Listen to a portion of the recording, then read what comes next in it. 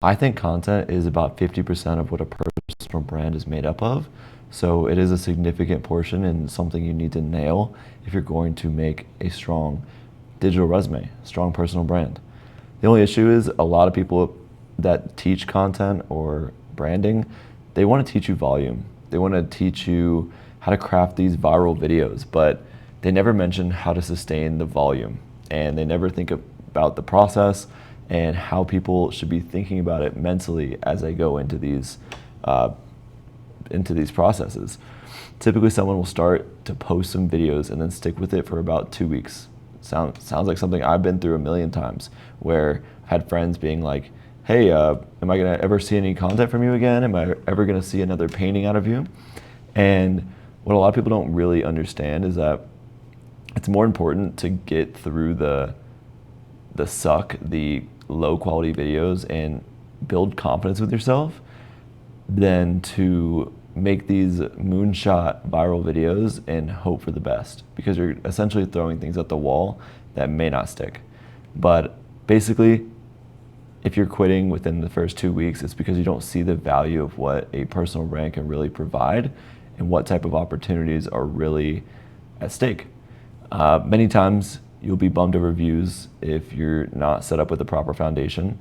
You'll be burned out from feeling cringe. Your friends may make fun of you. Your family might think of you as odd. And it's safe to say that content is much deeper than just posting a video. Content isn't just literally throwing a little clip up. It's actually a lot more than that. It's about building a world around the life that you want to live and showcasing what you're good at in front of others. But if it was easy, everybody else would figure it out. So that's the only caveat to all that. And that's why I'm here. So it's important before we start that content is never really an exact system. It's actually not like, it can't be quantified into something that's going to work for everybody. Every single format isn't going to work for every single person. Same way as like, if you don't have a system though for your content, it's going to fall flat. You're not going to have a structure. You're not going to have a content system. But if you go too far deep into that, you will crash and burn, and you'll burn out quicker than ever. Like I said before, a personal brand is about 50% content and then messaging. And a personal brand is also a digital resume. So through this content and the world building and all that, you'll be granted the opportunities of people who are doing really big things in life. So that's just how it goes. And I'm not going to really sugarcoat this. I'm going to go through it as clearly and concise as I can, because I'm trying to stay calm and not really, fluff it up and make this a perfect video. I really want you to understand it authentically through what I've seen and what I've been through. After all, I've posted about 1,300 videos just on Instagram alone, and then I've cross-posted on TikTok and Instagram and YouTube and whatever else, and multiple different channels and things like that. So I've been posting content for about, almost my entire life, like since I was about 10 years old, but I really got serious around 25. Now I'm 29. So it's been a minute.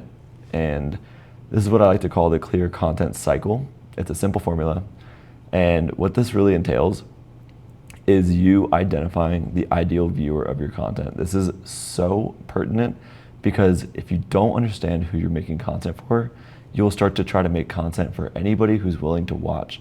And that's when you're never going to capture the audience of anybody, because if you're trying to capture everyone, you'll capture no one.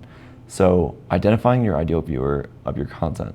The ways I did that initially was by writing out a name for the person that I'm trying to attract, whether that's his name's John or Joey, whatever it is. I want to identify his age very specifically. I want to be like, he's 24 years old. He just got out of college. He is really distracted with his phone, and he wants to get back to making art. And all these little tiny nuances that you can find about this person, because after all, this person is probably going to look like a younger version of you, or a lesser version of you, someone who maybe resonates with your message but doesn't understand fully like the mission that you're going for, which is someone you can lead and someone that will want to follow along the journey. So identifying an ideal viewer for your content is massive. And I would spend about 20, 30 minutes just writing down inside a journal, just go through and write down like 40 different things. That's what I did. A couple of mine, just to give you an example, was like someone who needs to be inspired to make more work. Someone that is looking for guidance. Even though I wasn't planning on ever coaching, I wanted to just be I wanted to empower other creatives to make more things, because I realized it was the easiest thing for somebody to put on the back burner was to just throw their art to the side while they were working on their career, working on whatever was most important in front of them.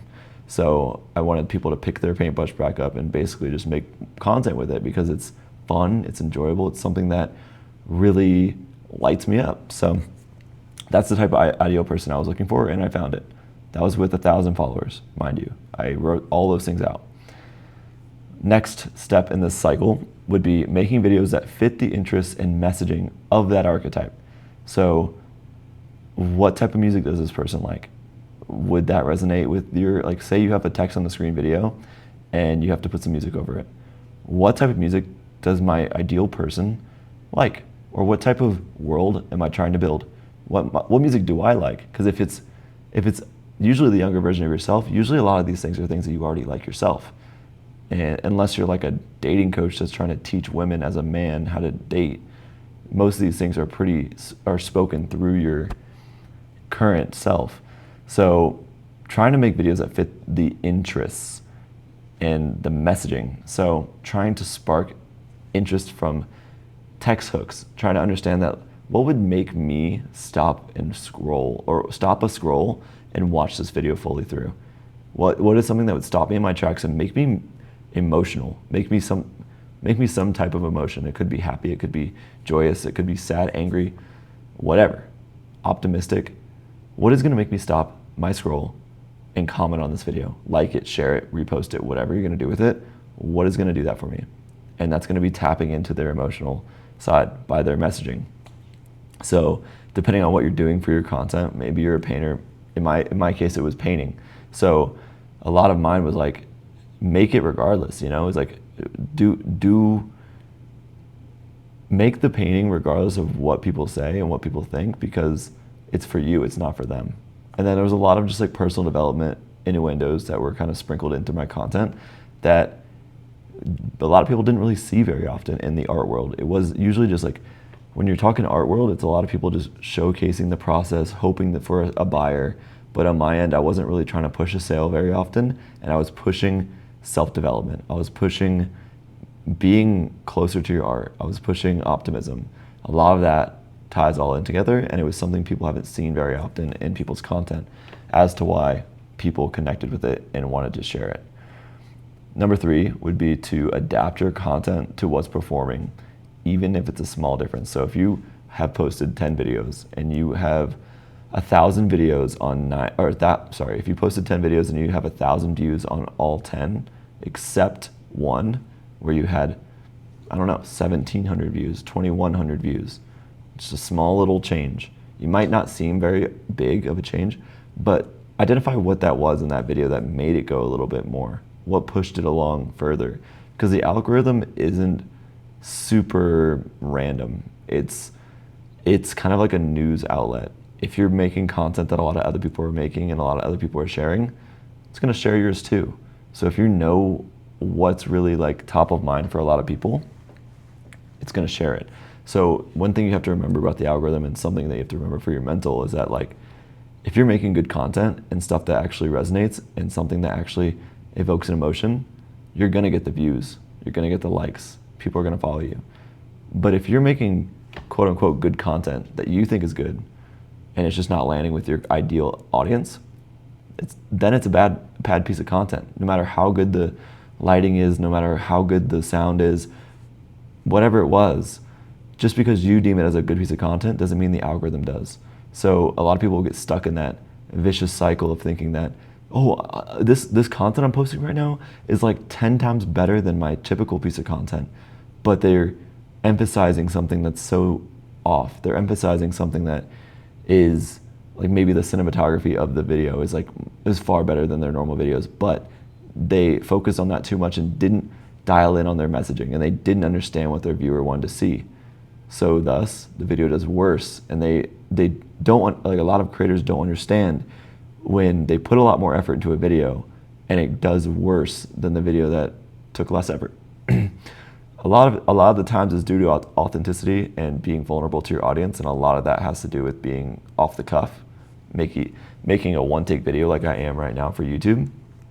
We're already like 10 minutes in, and I'm not gonna stop it. Even if I pause, stutter, say some crazy stuff, I'm just going to keep it rolling. So a lot of your talking head videos can follow that same type of pattern. Number 4 is gonna be using all analytics as data points and not your self-worth. So trying to untether your self-worth from the view count and from the follows. None of it matters. The only thing that matters is if you keep consistently making content in a proper direction, because every time you post a piece of content, it's gonna get one more view, one more like, no matter what. I've never seen a video just get 0 across the board. So you're always gonna be connecting with a brand new audience of some type, even if it's just one more person. And if you post every single day, that's 365 new people every single year, and it's constantly gonna be going up. Whether it's your, whatever art block you have, those things can take a dive, but your content will always be going up as long as you're staying consistent with the inputs and the repetitions. You can be really consistent with art, you can be really consistent with the painting, and you can still get art block, which is insane. And I always like to discredit it, but it's possible for you not to have the ambition, the ideas, the creativity for it. But with content, it's just simply posting a video, even if it's not the best video. It's all about experimentation, like I said before. All right, so in order for your message to land with your audience, you need to understand who they are. For instance, these are 2 videos that did fairly well for me, and they have a clear messaging right off the bat with the text on the screen.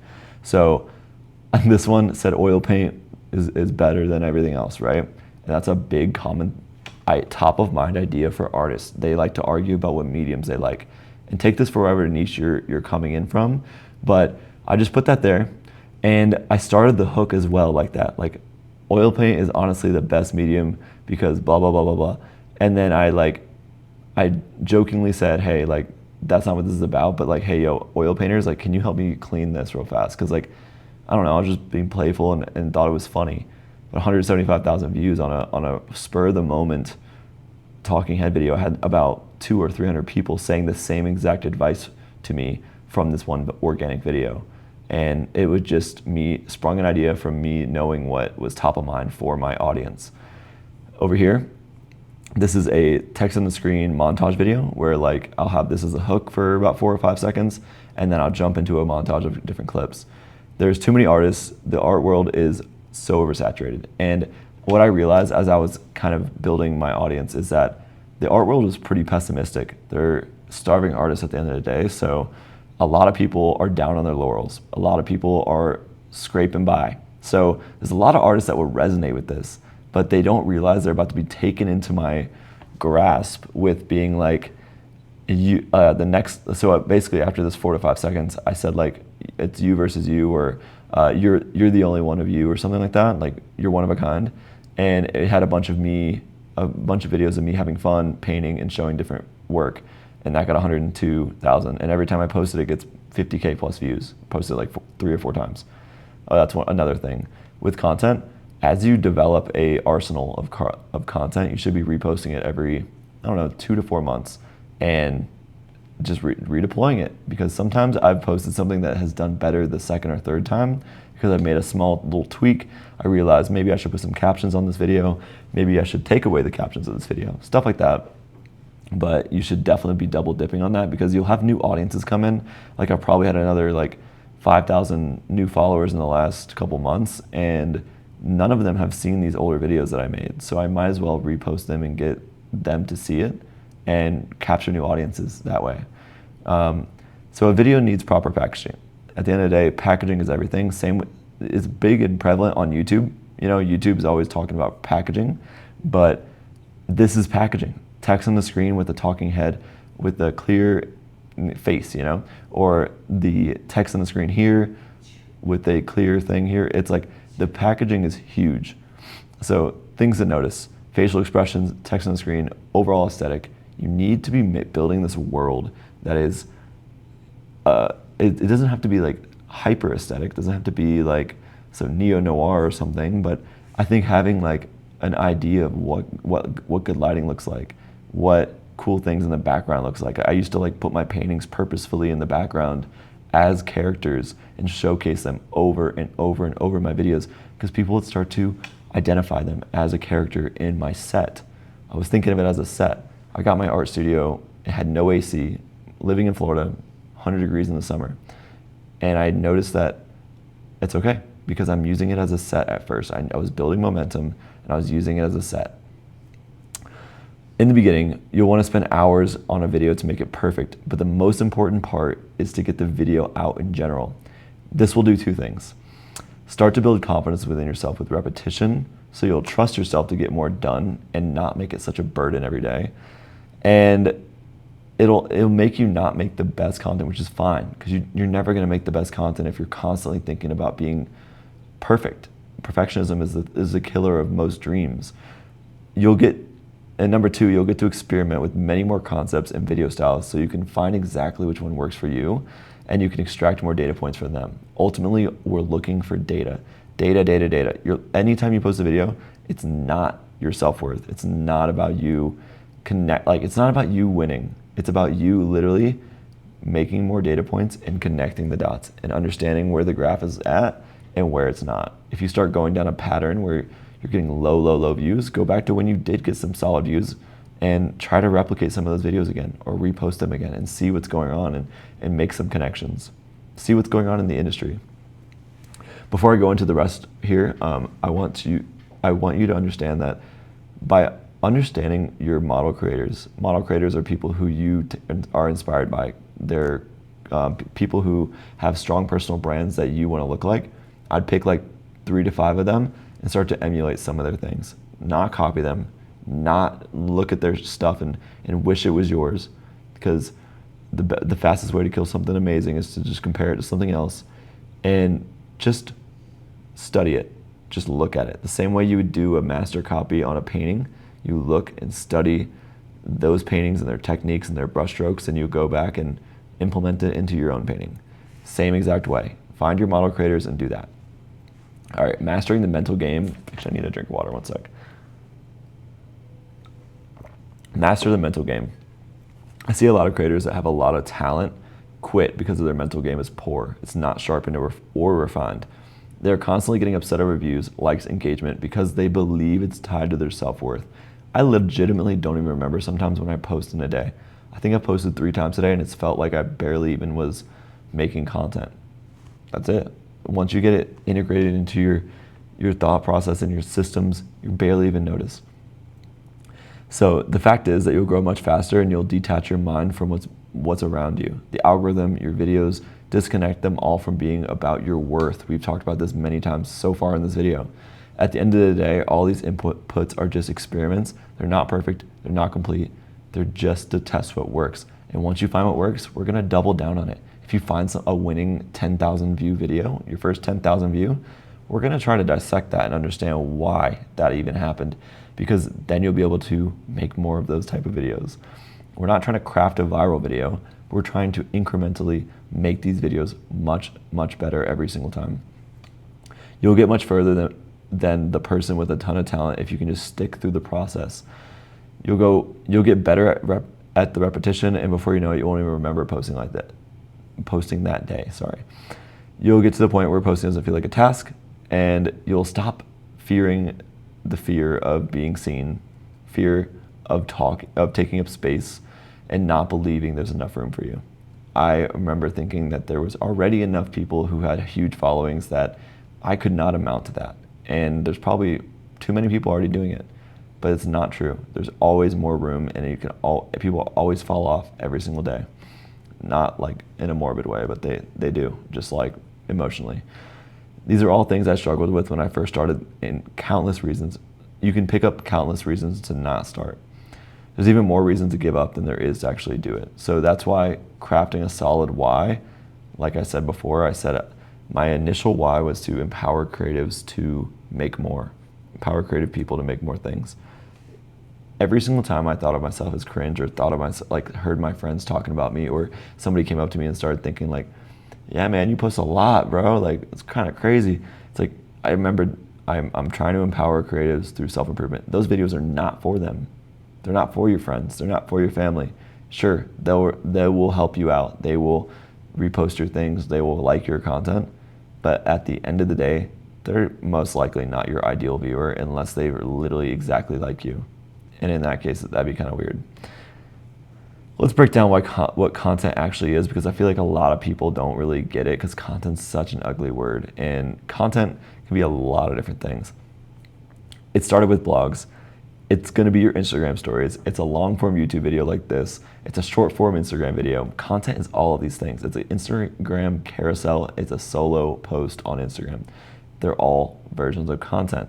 Like I said, 50% of a personal brand is your content. So you need to know how to nail it to a certain extent to where you're constantly upticking. It doesn't have to be monumental growth. You don't need to hit 100K followers within your first year. That's just stuff you see on social media that is an outlier. What do you know? But yeah, there's so many different forms to content, and many different coaches will just teach you how to do a viral video. But at the end of the day, people aren't going to remember one singular post unless it's insane. So they will remember the bulk of your posts and the overarching theme. So that's why you build that why and you build that ideal viewer, because then they'll have an overarching theme going on with your videos. For me now, since I'm doing coaching and art and having like kind of an inspirational undertone to my content, if people think about my content, they go, oh yeah, that's Joey. He's that art guy that does content creation, whatever. Like, he helps people look at their content and personal brands. And that's what you want. You want there to be like a little short synopsis of who you are. But if they can't do that and they're just like, yeah, that's John, he paints. It's like, cool. There's like a million different other people painting on Instagram. So what makes you different? Try to think of that. Typically, I want to steer away from going viral, because once you're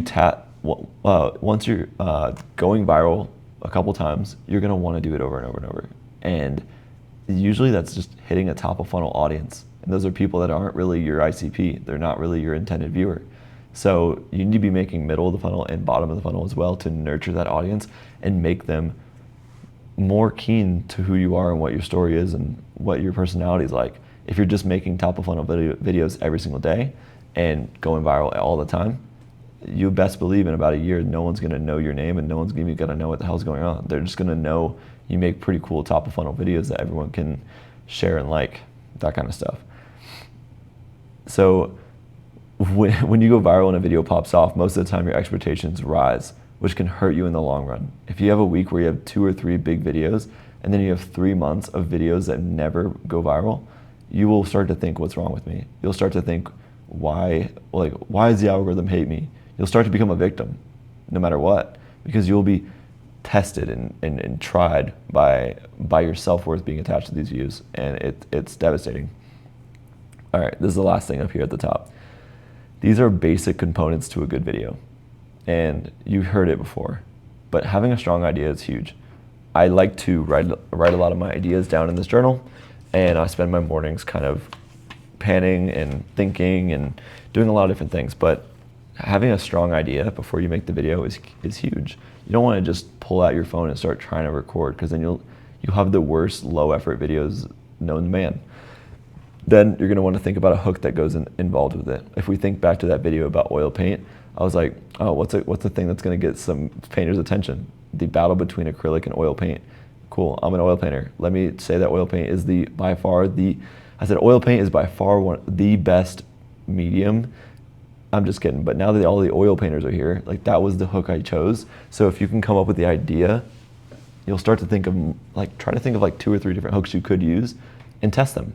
Try one hook one day and then try another kind of hook another, because most likely these ideas will kind of run similar. You're not going to have like brand new monumental ideas every single day. You're going to be talking about the same 3 or 4 things in this personal brand. That's the whole point. If you're trying to educate or have some sort of authority, or even just build a strong personal brand, most likely it's going to be tied around a couple of your interests. So you're going to have the same sort of ideas coming through in different ways a lot. So the hooks can kind of be similar oftentimes. All right, now film and footage. gathering a B-roll habit, being able to take out your phone and capture some B-roll throughout your weeks is huge, because maybe there's a trend that comes by and you need a video of you looking sad or looking happy or in a cool outfit or doing a fit check, whatever it is. You'll have that on the fly, so that when you're about to go to bed and you realize you haven't posted a video that day, you can just toss a text on the screen and get your video in and sign that confidence back with yourself. And then for every video, you need to think about an emotion that it's gonna evoke.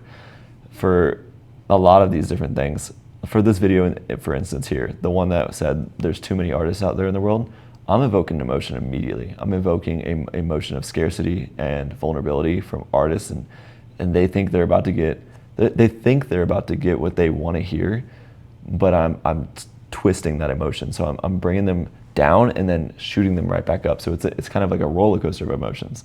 But one emotion is usually sufficient. It's better when you can add a multiple and bring them along for a ride. One bonus here is to open up a curiosity loop. And what that can kind of look like is just like when you're telling a story and you know there's like a juicy point of the story, you don't want to say it at the beginning. It will just ruin it. You got to find a fun little path to go down and talk about it, so that by the end of the story, you can lay down the closing part of that loop, and people are like, "Wow, that was a great story." Da, da, da. Think about that in your content as well. If you're making a painting, this is a really easy way to do it. Opening a curiosity loop is literally just like starting a painting, and then by the end of the video, finishing it.